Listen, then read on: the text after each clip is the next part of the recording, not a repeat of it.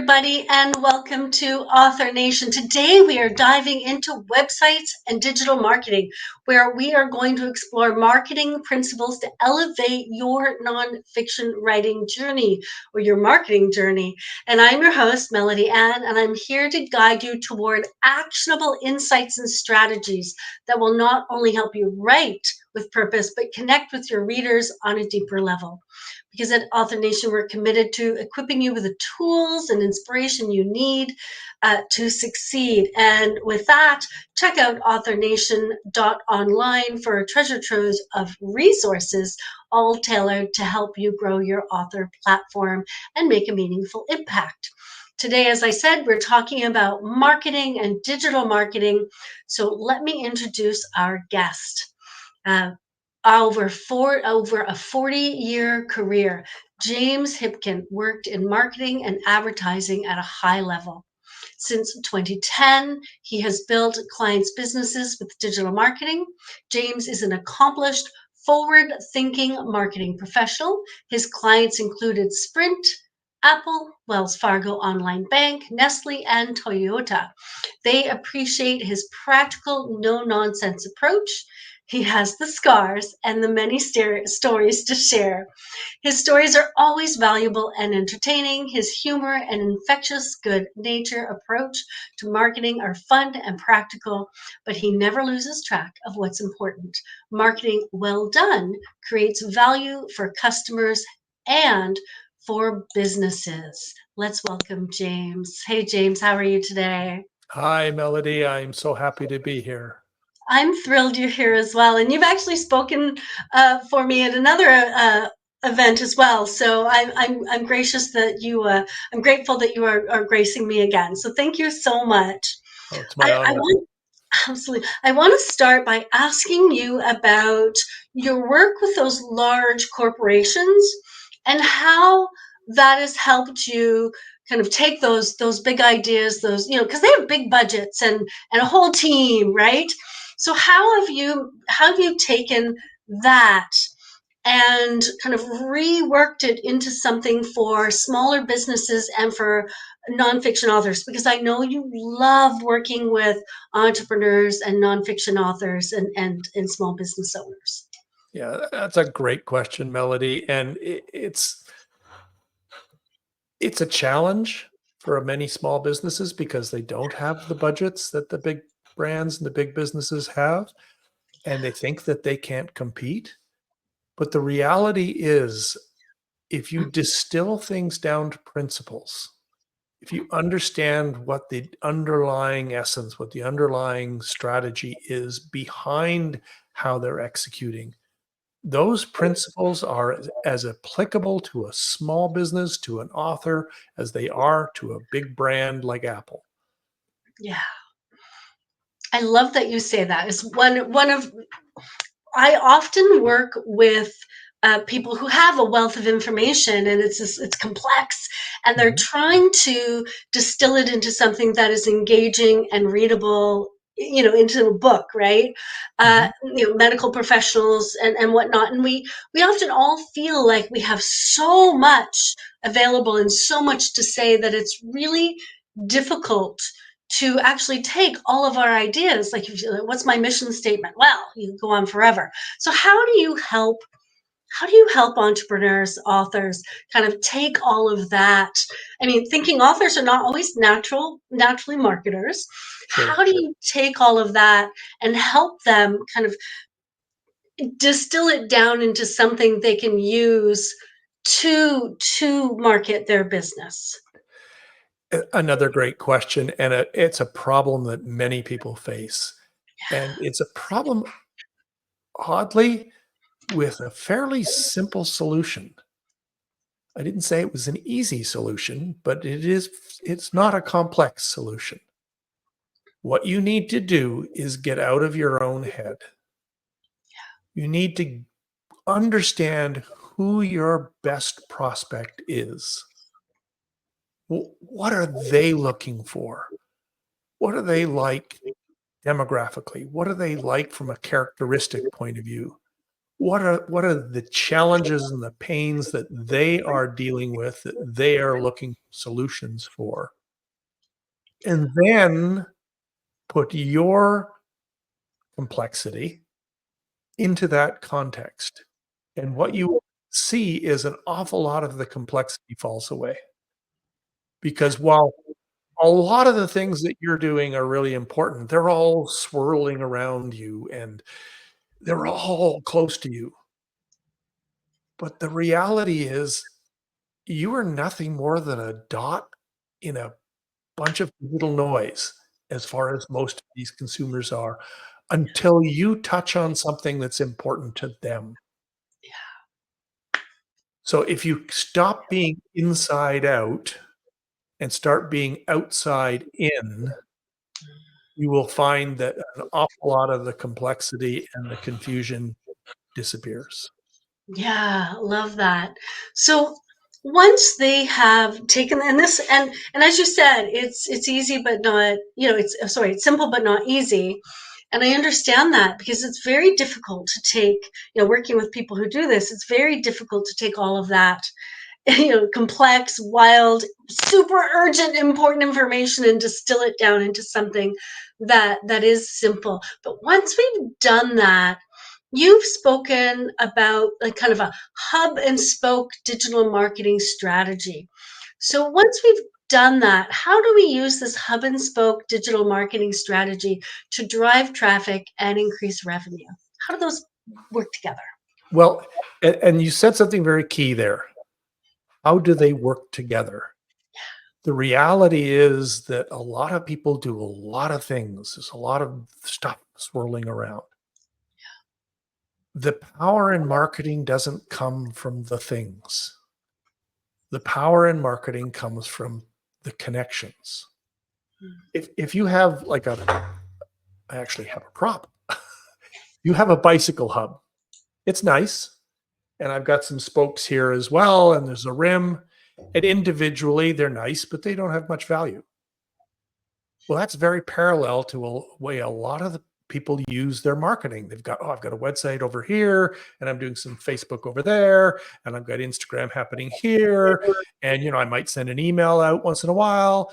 And there's all these things going on independent of each other.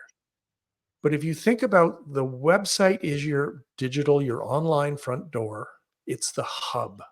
It's where your information is emanating out from the website and your prospects and customers are coming back to the website. The Mhm, media becomes the spokes, the channels that you're using to facilitate this movement. mhm, And the content and messaging strategy that you've crafted, because you're outside in, you're thinking about who your audience is and what they're looking for. That's what's crafting the content and messaging strategy. That's the rim that holds it all together. So the power behind the hub and spoke idea is not, it's how do you harness the individual things that you're doing, because the power comes from the connections, mhm, comes from how they work together, mhm, not what they are as individual elements. mhm, mhm. Yeah. In my business, I talk about my content hub. Mhm. Is that what you're referring to then? It's a diff. That's a it could be a synonym for sure. Okay, yeah. So I think about my content hub, and this is, it's on my website, which I own, Mhm. right? It's no one can take that away. It's on my blog, which I own, and then it's also on in my podcast and on YouTube because I do YouTube and podcast, and I have a Mhm. blog and show notes, and then that's all mine, right? Mhm. All my resources, all my that. And then once I'm just trying to give a practical example, you can tell me if I'm right. Once I have this, when I put something new in there, I get to then, how many spokes I have. There might be LinkedIn might be a spoke, and Facebook might be a spoke, and Instagram might be a spoke, right? Am I getting this right? Yes, email marketing might be a spoke, but let's talk about YouTube for just a second. Sure. Is that content hub or is that a spoke? That is such a great question. So it's funny. I sometimes talk about what you own, what you lease, and what you rent. And I always Mhm. say that YouTube, you're leasing it because it's not actually yours. It's not part of your content hub because Mhm. somebody can come along and just shut you down at any minute. Right, But or it's YouTube not, can decide that, you know, they "Sorry, don't like me. you've broken our terms and That's conditions." right. Wait, what? They don't like me. Yes, that's right. But it's not quite as fleeting as social media. Perhaps that's true, but And it is still rented land, so and I call it leased. yeah, I understand the distinction, Yeah. but I think Yeah. you might be getting a little overly subtle for the realities of the marketplace. Fair, fair, fair. Absolutely fair. So you would just say I either own it or I rent it. That's right, and you Okay. only own 2 things, your website and your list. Beautiful. Okay. And so those are your main ways to communicate. And so that's where you want everyone to go when you're thinking about digital marketing. Is that right? That's right, and you're describing it beautifully because you're creating content on your blog. That content is being Yeah. pushed out to people either through your Yeah. email list or through social media or wherever, but you Yeah. have a consistent content and messaging strategy that is keeping everything held together. And that Right. content and messaging strategy has been crafted based not on what you want to say, it has been crafted based on what your audience wants to hear. I love that you just said that. Can you keep talking about that? Well, that's the outside in piece of it, Yeah. because I sometimes when I do a presentation, one of the presentations I do is the non-icky marketing funnel, and I in that presentation I have the world's most boring slide, and that slide consists of a white field with a big gray blob on it. And the purpose of this slide is to communicate the idea that from the consumer's perspective, there's just so much digital noise out there. They're getting exposed to 6 to 10,000 messages a day. A day, it's just noise. Now, Yeah. it can be pretty noise, but if it doesn't resonate with them, it's still just noise. Nice. Yeah.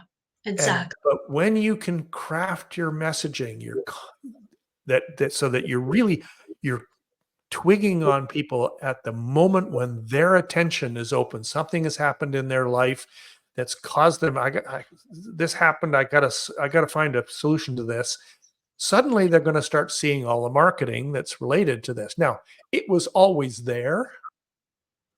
They just didn't see it before. Yeah.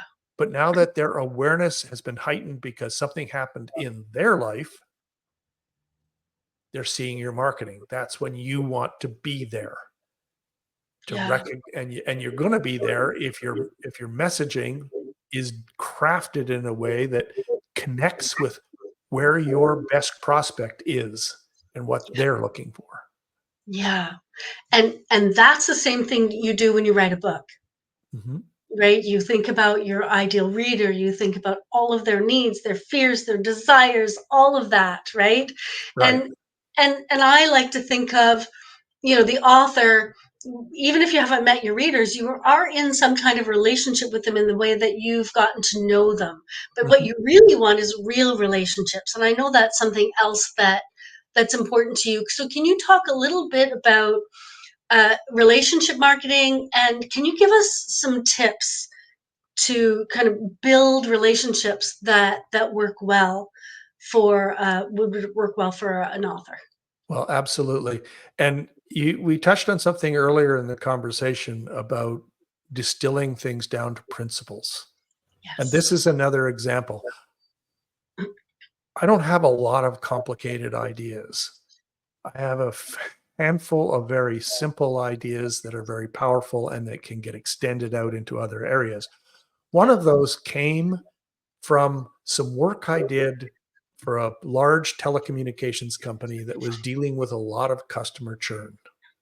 Loyalty was a huge issue for them. We almost turned down the RFP when we received it because when we looked at the numbers that they shared with us, they were literally losing customers faster than they were gaining customers. They were on a path to be out of business in 18 months. did we really want to do business with this company, even though it was, quote, huge? But we decided to pitch the business and we won the assignment, and we commissioned a research study for our client around to dig into what was causing the lack of loyalty, what generated loyalty and what caused the disloyalty. And I don't remember any of the output from the research, but I do remember something that the researcher said in his preamble. This is a guy who specialized in loyalty research. He'd been doing this for years. He had done it for literally hundreds of brands. And what he said was, in his experience, 90% of loyalty problems can be traced to a flawed sales process. And that's why I am so focused on understanding who your customer is. That's the avatar. But the other piece of it is, what's the buyer's journey? What causes them to become aware of a need for the category? What are the kinds of questions and obstacles they have in the consideration phase? How are they thinking about things in the prospecting phase? And then what are the decision points, the pivot points at the decision point, the lower funnel? And mapping that journey and understanding that journey is absolutely key to understanding how to craft your messaging, understanding how to craft so that you can break through the noise and resonate with the folks that you want to attract. Yeah, yeah. And I think relationship marketing comes in here, and just a simple example.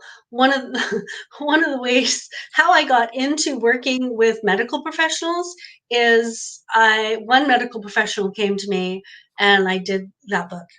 And then that medical professional, we had a great relationship, and that medical professional told, two of her friends who told two of her friends who told two, you know what I mean?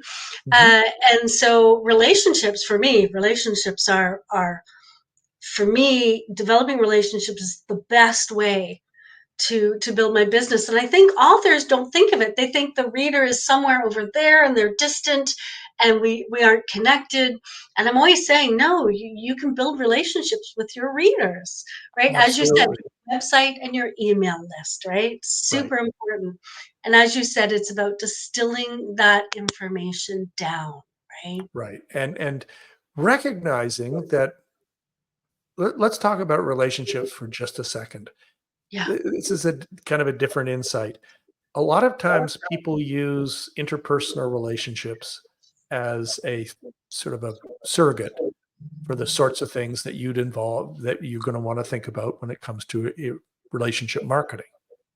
And that works up to a point. However, in a healthy interpersonal relationship, there is no expectation for a quid pro quo. Yes. What we're talking about is not an interpersonal relationship, it is a commercial relationship. Yes. And in a healthy commercial relationship, there is a perfectly normal, perfectly natural expectation that there will be a quid pro quo. That distinction is really important when you're thinking about relationship marketings. You don't want to get caught up in, well, I can't do that because, I wouldn't do that to my friend. Yes. They're not your friend.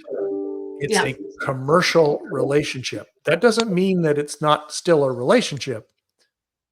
Yeah. It's a different kind of relationship. Yeah. And getting that distinction clear in your head is a challenge for a lot of folks. But when you get that, wrap your head around that, it really opens things up in terms of how you can use relationship marketing, how you can draw people in. Yeah.